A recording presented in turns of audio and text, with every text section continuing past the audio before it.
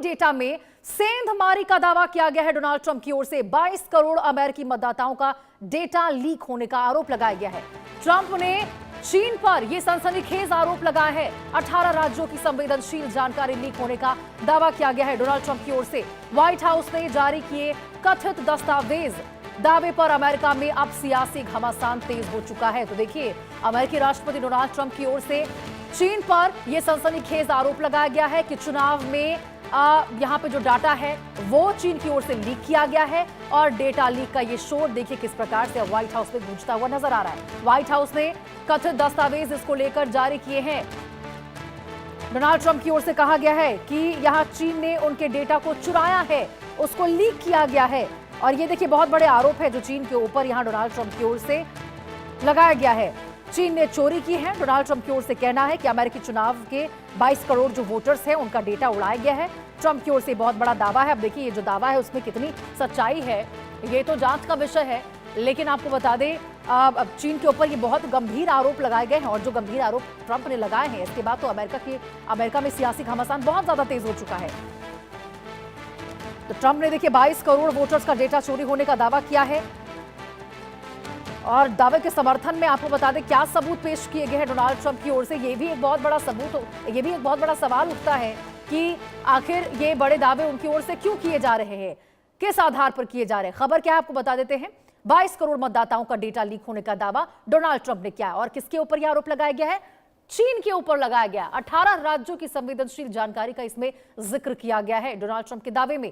White house ने इसको लेकर कथित दस्तावेज भी जारी किए हैं, ऐसा डोनाल्ड ट्रंप की ओर से कहा गया है। अमेरिका में आपको बता दें चुनावी सुरक्षा पर अब बहस तेज हो गई है, क्योंकि ट्रंप ने कहा है कि चुनाव में दखल दिया गया और यहां पर डेटा जो है वो लीक किए गए हैं। अब इसको लेकर देखिए तमाम जो सियासी घमासान है वो अमेरिका में कहीं ना कहीं तेज होती हुई नजर आ रही है, क्योंकि 22 करोड़ वोटर्स का डाटा लीक होना वाकई एक बहुत बड़ा आंकड़ा है, बहुत बड़ा डेटा है। और देखिए यही वजह है कि अब आधार की भी यहां पर पुष्टि होगी।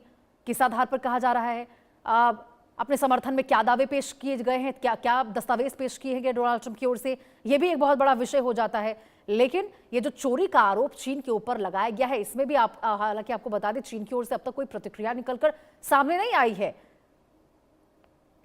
तो अमेरिकी राष्ट्रपति डोनाल्ड ट्रंप ने देखिए चीन पर अमेरिकी चुनाव डेटा से छेड़छाड़ करने का ये बहुत गंभीर आरोप लगाया है कि चुनाव में छेड़छाड़ किया गया है चीन की ओर से। उन्होंने देश को संबोधित किया और संबोधन में उन्होंने ये बड़ी बातें, ये बड़े आरोप चाइना के ऊपर लगाए हैं।